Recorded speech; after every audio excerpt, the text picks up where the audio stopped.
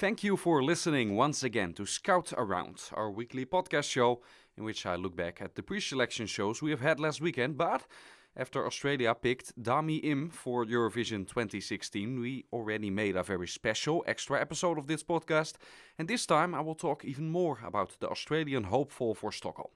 I will do that with our chief Renee Pozzi, who lives in Australia and has followed the local news, of course, covering the choice of Dami Im. And Renee, what was the most heard reaction on this big news?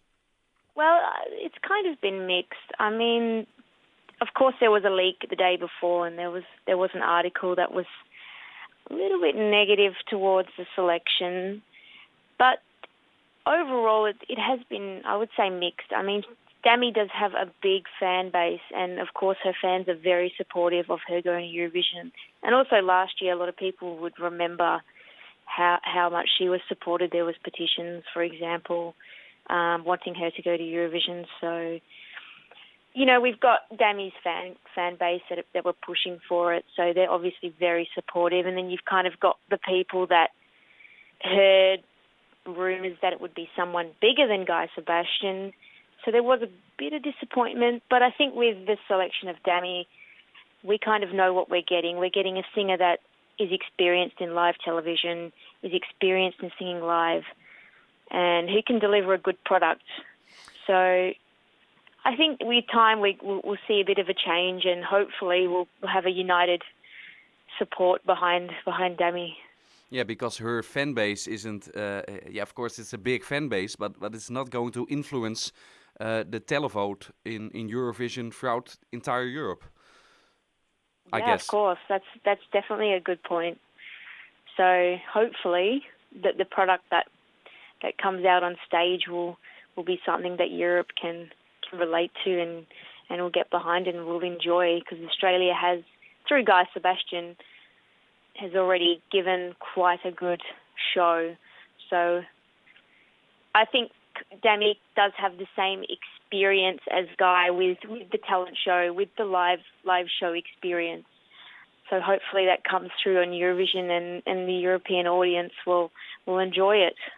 How was the coverage of this news in Australia? What was it, the talk of the town on television and in newspapers, or how was it?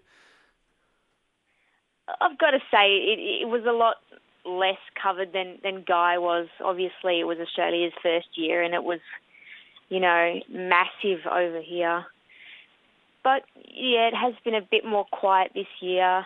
I think maybe the buzz has died down a little bit, but it was covered on independent radio, mainstream radio, morning talk show programs. So it has got a bit of coverage. Dami's made appearances on local media as well, so she's definitely getting out there and showing how badly she wants to go to Eurovision and how dedicated she is, and she's passionate about it, which is good. But yeah, it is very different for Australia this year, because now we're kind of the regulars, and it's no more a one-off kind of coverage. So you can say it is very different over here.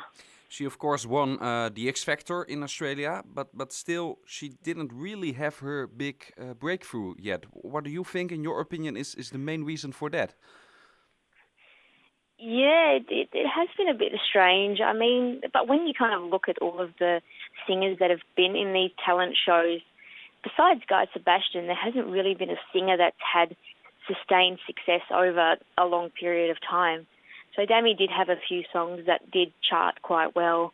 So did other singers like Samantha Jade, who also won the X Factor. So yeah, it is quite strange. I mean, when you look at Anja Nielsen, even, who went to Denmark in the Melodi Grand Prix, I mean, she didn't really have any success in Australia since winning a talent show. So yeah, it's been quite strange. It seems these days winning a talent show doesn't really do a lot for you in Australia anyway. So yeah, it is quite interesting to look at and to kind of evaluate all the different talent shows and where those artists have actually gone. Yeah, finally, her songs that she has released in the past have been quite diverse. What kind of genre do you think she will perform in Stockholm?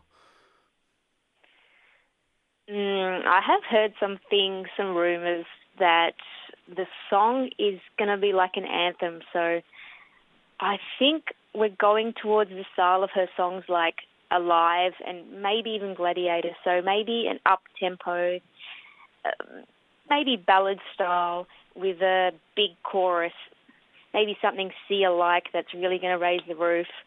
So I don't think it will be anything like Tonight Again, but I would go with an up-tempo ballad where Dami can really hit some high notes and hopefully pull some votes for Australia to get into the final. But I would reference to her songs like Live, which I think was the winning single, if I'm not mistaken, for the X Factor, and the track Gladiator, which is a more recent song. I think that's the line that Dami will go down. Thanks, Renee. Let's go on with our regular podcast, looking back on the weekend we have had. On Friday, the Netherlands and Montenegro presented the official video clips of their songs, followed by Russian superstar Sergei Lazarev, who was immediately a big favorite among the bookmakers, now that we have all heard his song You Are the Only One. Israel had their national final, the conclusion of the next star of Eurovision, a talent show much like The Voice. Hovey Star was the only male finalist, and in the end he also won the contest and will now go to Sweden. The second chance round in that country gave us the lineup for the final of Melodifestivalen next week. Panatos, Boris René, Saraha and Samir and Victor made the cut in Andra Chansen, and perhaps will be able to go to Eurovision like Robin Sternberg did in Malmö 2013. On Saturday, the pre-selection season also continued with some national finals. Poland gave us quite a surprise, as they didn't pick Edyta Górniak, who represented Poland at their debut with a second place in '94, and nor did they choose Margaret with the fan favorite and also bookies favorite Cool Me Down, a Rihanna kind of like song. It was the male singer Michal Spak with his song Color of Your Life, who will now go to Eurovision. The winner in Estonia was less shocking. Juri Pootsman was one of the hopefuls in advance of the show of Estilau, and he indeed won that contest. I will talk about it with our reporter, Jill Gaffrey. Jill, we see that Estonia has once again gone for a very small song. Mm-hmm.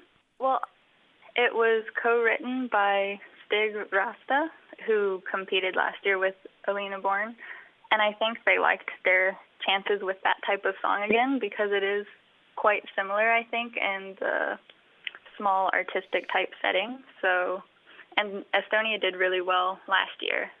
They placed 7th in the grand final. What can you say about the level of the competition in Estonia? Were there many of these kind of songs, or was it very diverse? I think there were quite a few songs like this.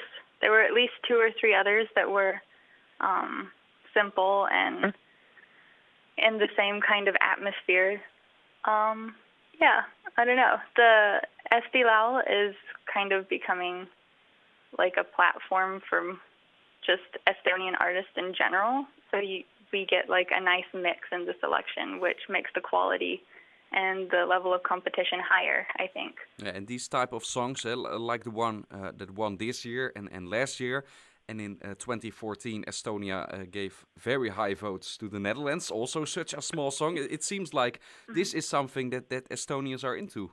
Yeah. I don't know like why specifically Estonia, but the whole competition seems to be leaning towards more simple settings. Since 2010, I think, we always go back to like Tom Dice and Lena. It's a nice contrast to the big, like, showy party songs, I think. So. Yeah, and Estonia has always stick to their game plan, even though they sometimes they don't qualify. Most of the times they do, but they seem to take it really serious within this format of Estilau. Yeah, I definitely agree. So. Do you think there's a risk for this song, or is it in your opinion a definite qualifier? I think it will probably qualify, judging on the last few years, how well they've done. I heard, or I saw someone say that this was the safe choice, because there's not much going on. It's quite simple, and sometimes it can be too simple, but it can also be a good risk, I think, depending on how they present it in Stockholm. but I think it will qualify. And do you think they will make changes when they present it in Stockholm? Or big changes, I mean by that? I don't think any big changes. Maybe a few small ones, but I think they like it how it is, probably. And do you agree do you agree with the people on social media that indeed say Estonia made a safe choice? I'm not sure, actually. I can see that point of view, but like I said before, also, this kind of choice can be a good risk going simple and making like an intimate atmosphere out of the performance. So, and I think that's probably one of their strengths. So I don't quite agree with the safe choice then. Thank you, Jill. Romania also had their final on Sunday, and it wasn't Mihai Traistariu who sang for Romania in 2006 and got the third place, but Ovidiu Anton, who won the ticket to Stockholm with a very, how can I say it, bombastic song, Moment of Silence. Lithuania has 6 acts left after the semi-final of Eurovisios. Erika Jennings surprisingly won this semi ahead of Donny Montel and Aiste Pilvelite. But who knows what will happen in the grand final next week. We will know it all by then. All countries must apply their songs to the European Broadcasting Union, who will then take their time to come up with the starting order. But we also have many empty slots left. We are in for a week with many song presentations and a couple of finals on Saturday. Stay tuned to escdaily.com and make sure you don't miss any of the fun at all.